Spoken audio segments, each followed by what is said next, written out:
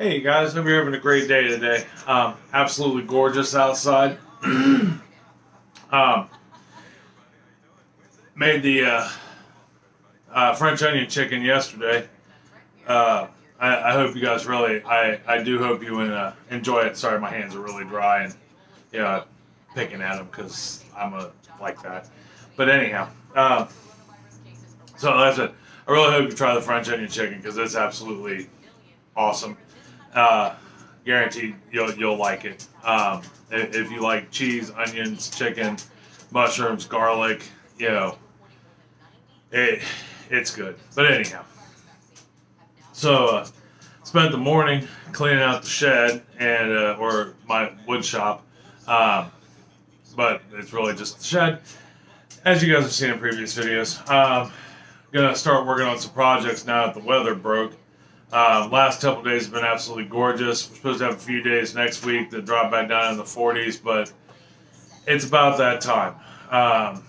Got to play with my new joiner that I got for Christmas. It was finally warm enough I could get it out and do some woodworking with that. And this is all stuff you'll see down the road.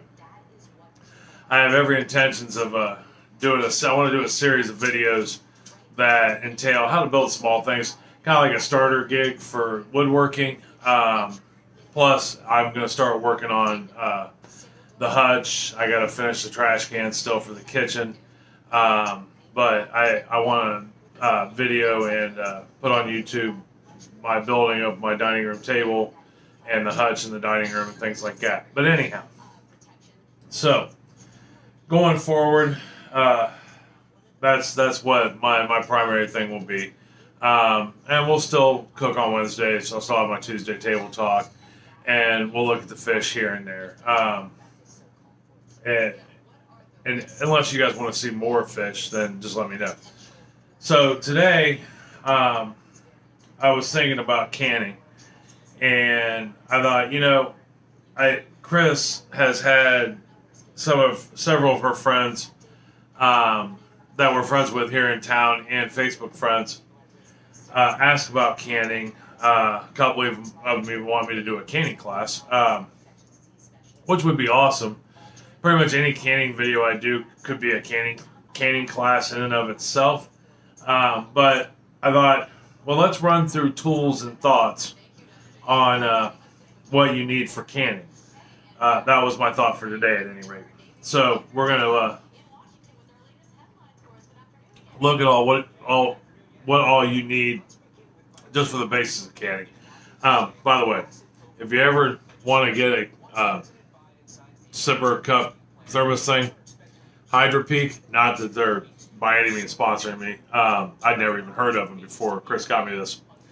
I have had the same ice cubes in this glass for like 3 days. Ridiculous how long things stay cold in this thermos.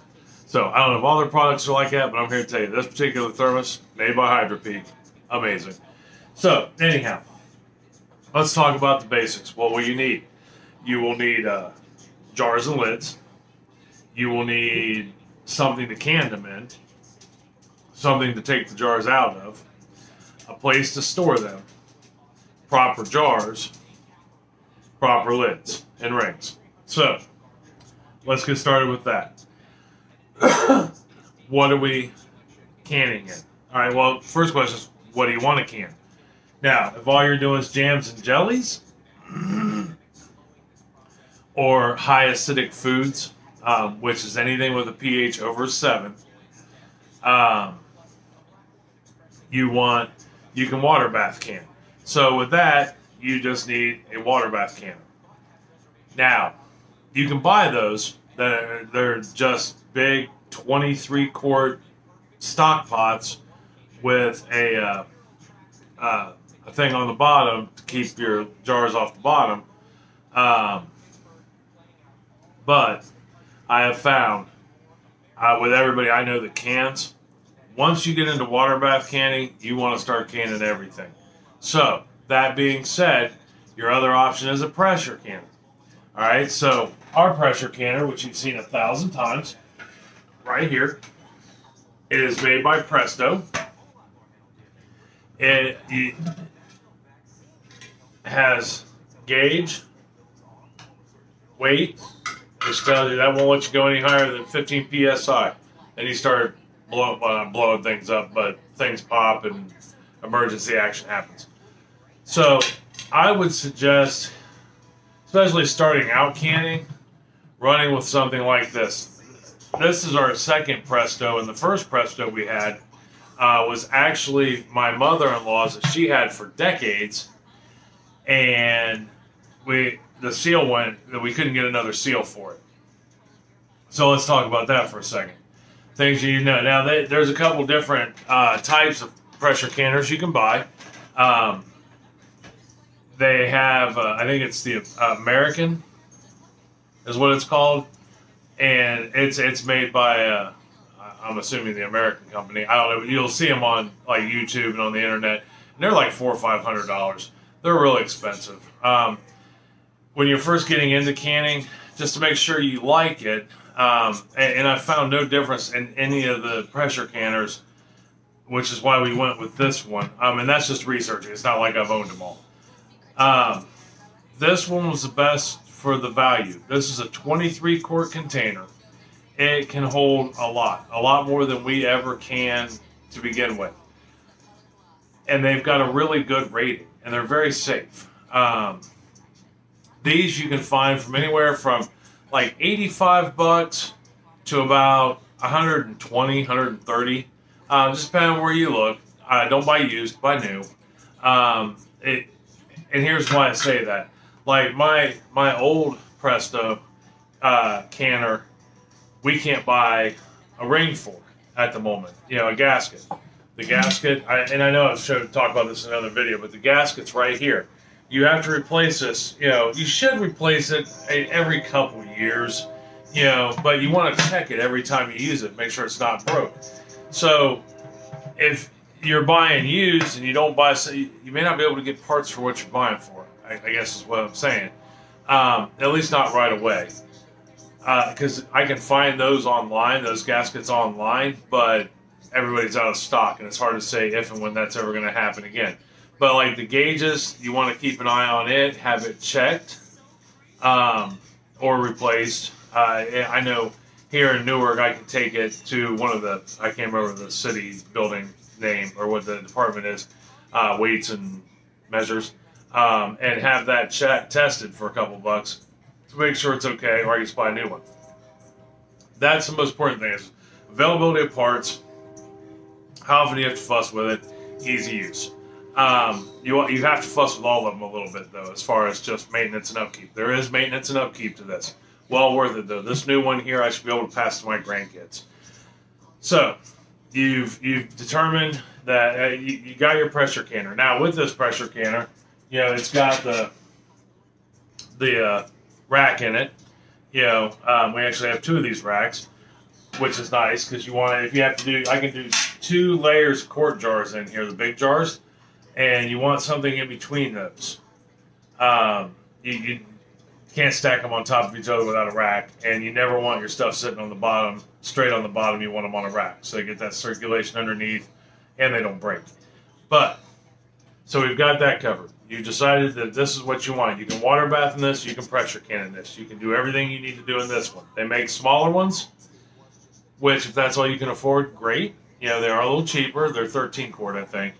But we just went ahead and bought the big 23 quart, because that's what we already had, and we knew what we were getting into. All right, so we've bought our canner. What's the next thing we need to do? My next purchase, you know, or purchase with this, is going to be a toolkit. So I've got 2 of the 3 items that come in the toolkit. Hold on, I'll get what could be the third. Or actually, I should say, I have 3 of the 4 items that come in the toolkit.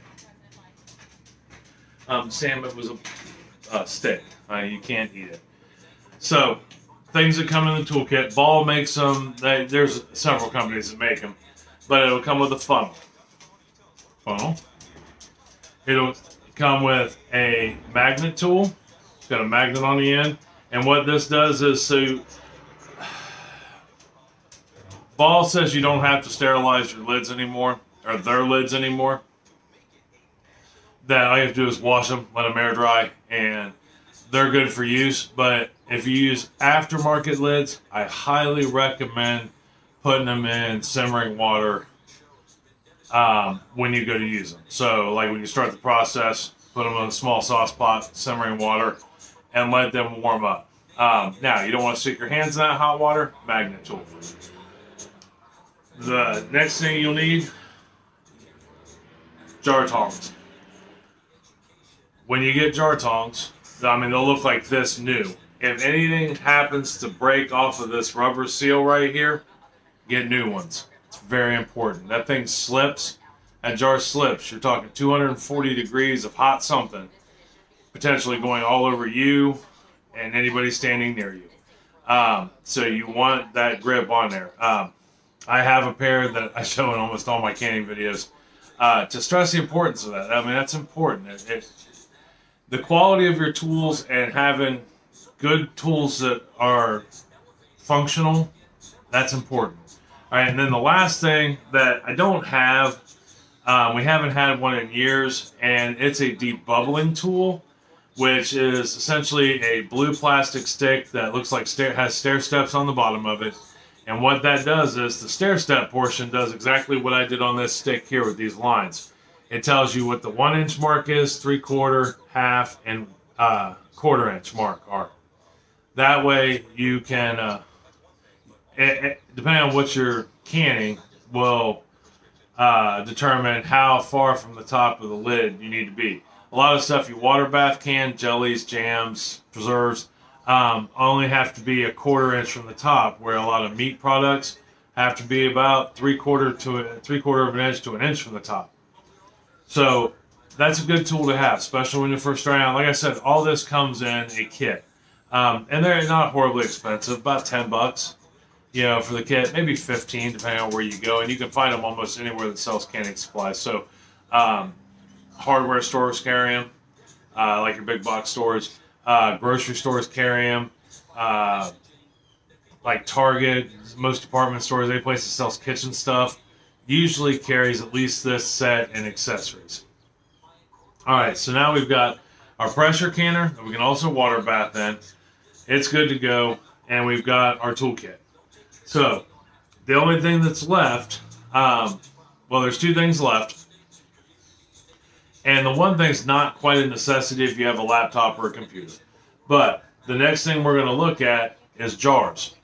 So, ball jars, it doesn't matter if they're ball. They could be Kerr, they could be Mason. Almost all jars for canning are made by the same company. They just put different names on. I just learned that. Some of the craziest stuff I just learned about jars. So, but anyhow. There are actually two different kinds of jars you can buy for canning. I didn't know this until we watched this video.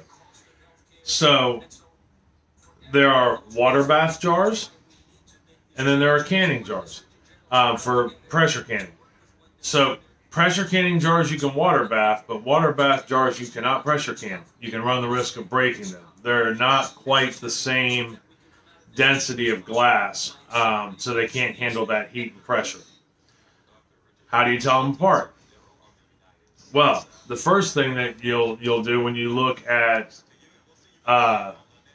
when you go to the store to buy your 12-pack of jars, on the side of the box that they come in, it will say water bath canning or pressure canning. Somewhere on that box it will say that.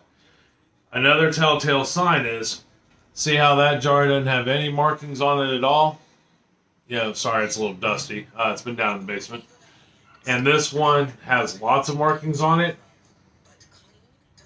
Jars without any markings on it. Now, I'm kind of lying because this one does have has a mark on it. But jars without markings on it, smooth-sided all the way around, water bath only. Jars with decorations and measurements, and it says Ball Mason right there in great big letters, pressure canning. Remember, you can use this to pressure can or water bath. Water bath only. Yeah, don't want to. Hey, now, I will tell you this, we do have jars somewhere around here that don't have a stitch of anything written on them that we've pressure canned. So I'm not saying you can't do it, but you run the risk of them shattering under the pressure. And the only reason why we did it was because we didn't know better. Now we know better. Aha. The boss, Chris, just found one. See that right here? See how it doesn't say anything on it at all? You'll have to forgive the wax in the bottom of it. So that is what a water bath jar looks like all the way around. That is, I mean, kind of important. Okay, so the next thing we want to talk about is lids. So you've got two different kinds of jars. Yeah, that's another thing if you don't know. You have regular mouth and wide mouth. See how this one is bigger than this one? It's a wide mouth. I personally recommend, after trial and error, that you get the wide mouth jars. Now, why? I'll tell you. Glad you asked. So, the problem with these regular mouth jars, unless of course you're, a smaller built person with littler hands, I can't get my hand in there to clean that. I can get 2 fingers in there to clean around this part, but that leaves the rest of this empty. And you need like the water bottle or the baby bottle cleaner, brushes and stuff like that to get to this. That's a fair amount of work. Where these ones here, I can get most of my hand in. I can also get, here, I'll show you real quick.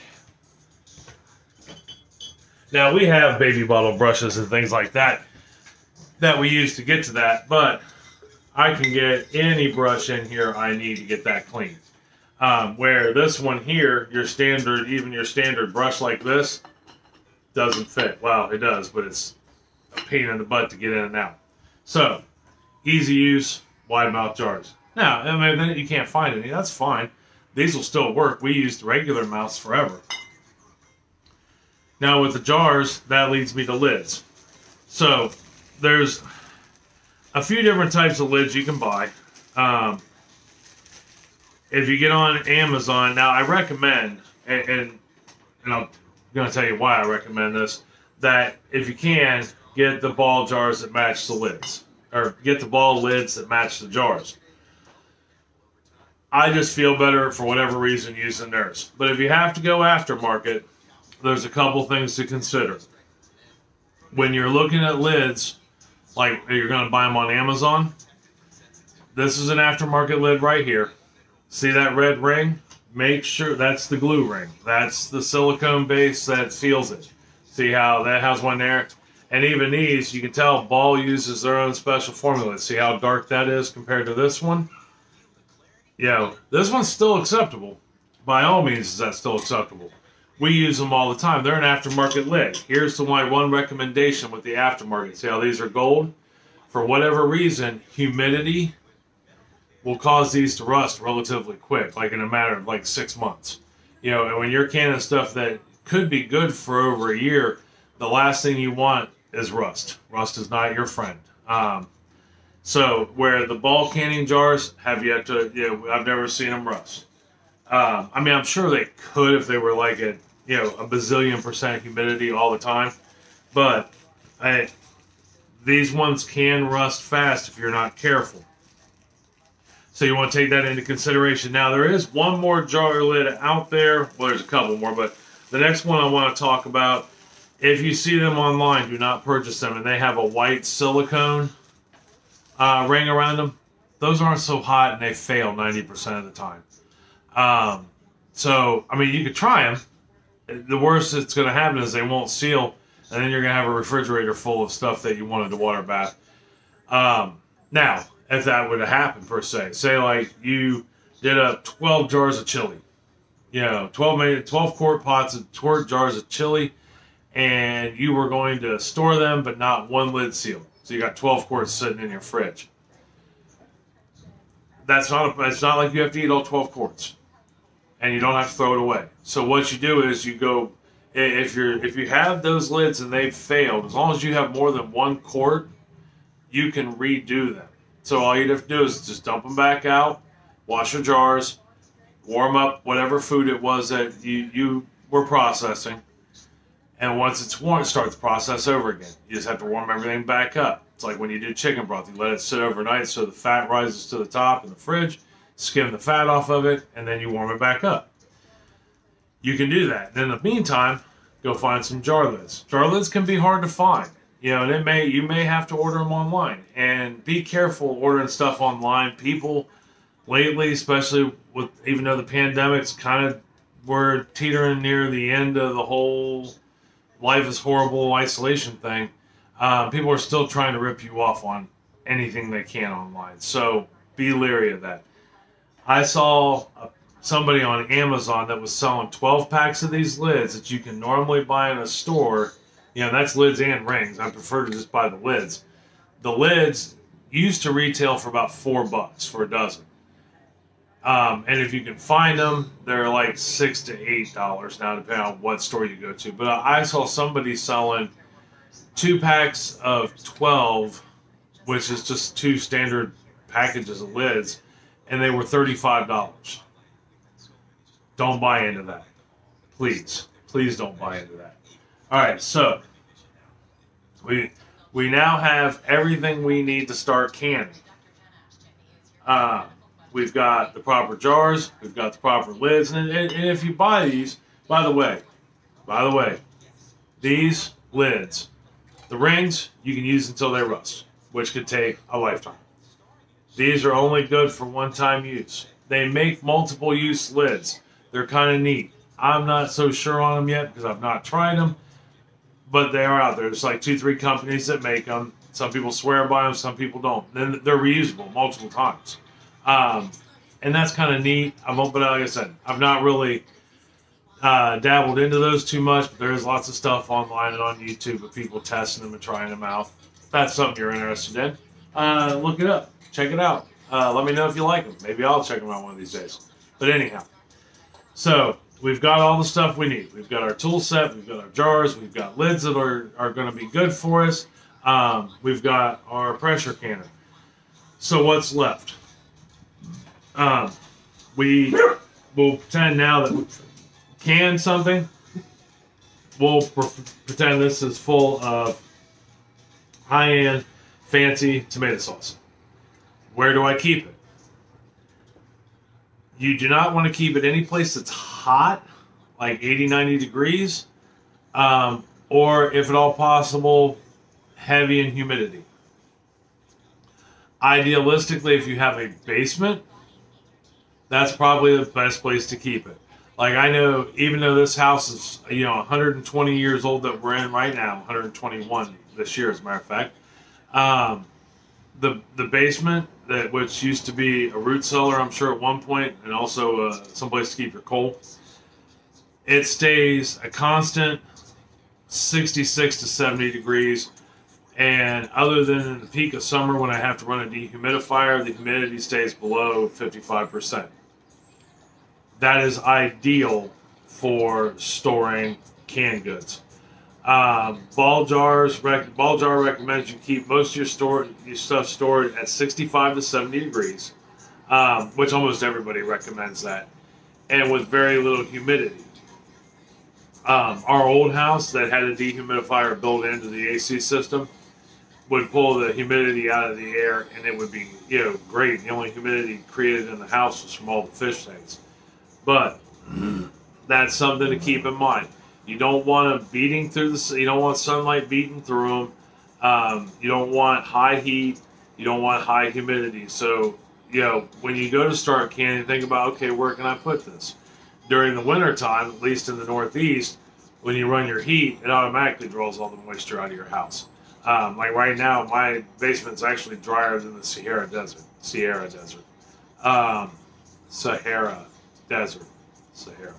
Jeez of Pete. It stays about a consistent 24% humidity, which is incredibly low. It'll make your nose dry out in a heartbeat. And that's the important thing. So, 65 to 70 degrees for storage if possible. That's to get peak optimal time out of your food. How long does your food last? Well, until you eat it, kinda. Uh, I I don't know of anything we've had longer than a year that we've kept. I mean, I know most things will keep at least a year. Ball says that their system with the lids, as long as you use their lids, their rings, and their jars, uh, they will keep things fresh and preserved for 18 months. It says so right on the box. That lid is good and guaranteed for 18 months. So, and I mean, in theory, as long as the lid's sealed and that means there's no air in there, that's an environment for nothing to grow in, so it should be good for about a year and a half. But like I said, we've not had, I don't think, one thing in our house has lasted longer than a year. So, that being said, I'm going to say at least a year for most things. Now, that's pressure canning and water bathing both. You can also get into dehydrated stuff. You can get into, they've got, like, for beans and things like that, and rice, they've got lids that you can put on here, and there's a vacuum seal or a vacuum system to pull all the air out, which is kind of cool for keeping dried beans and things like that. But I would not recommend, or if you dehydrate, fruits and vegetables, that vacuum seal would be ideal. And they'll last a good long while. I do not recommend making a bowl of vegetable soup, sticking it in a can and vacuuming it, though. You do that with the pressure cooker. But there's some other options out there that we'll look at through as the days go on. I think that's pretty much it. Those are things to consider when you're canning. Do I have a place to store it once it's canned? And at least an optimal place, if possible, to store it. Now, if you have a pantry, I mean, you could easily put it in there also.